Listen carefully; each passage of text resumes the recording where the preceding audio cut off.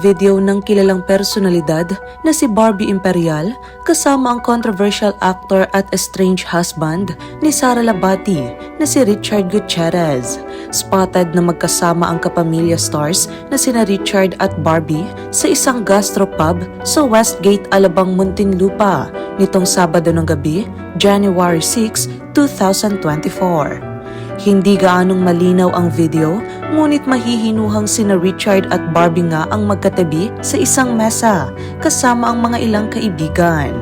Ayon sa ilang mga customer ng nasabing pub na nakakita sa dalawa, around 1 ng madaling araw nang sabay na dumating sina Barbie at Richard upang ipagdiwang ang birthday ng di umano'y si Jenny Quezon.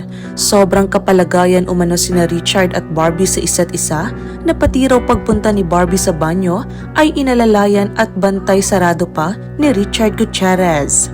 Around 1 AM today, si Richard kasama si Barbie Imperial dumating sa party, birthday ni Jenny Quezon. Source, bisita sa party. Yan lang video, did they arrive together?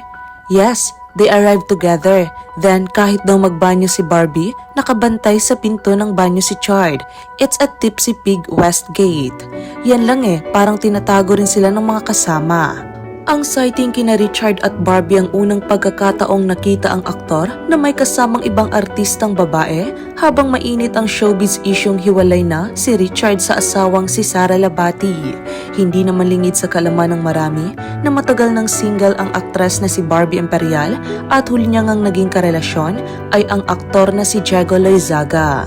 Dahil sa videong ito ni na Richard at Barbie na naispatang magkasama, maraming netizens tuloy ang napapatanong kung may something bang namamagitan sa kanila, gayong hindi pa naman kinukumpirma ni na Sara at Richard kung totoong hiwalay na sila at tanging mga magulang lamang nila ang nagbibigay ng mga pahiwatig sa publiko.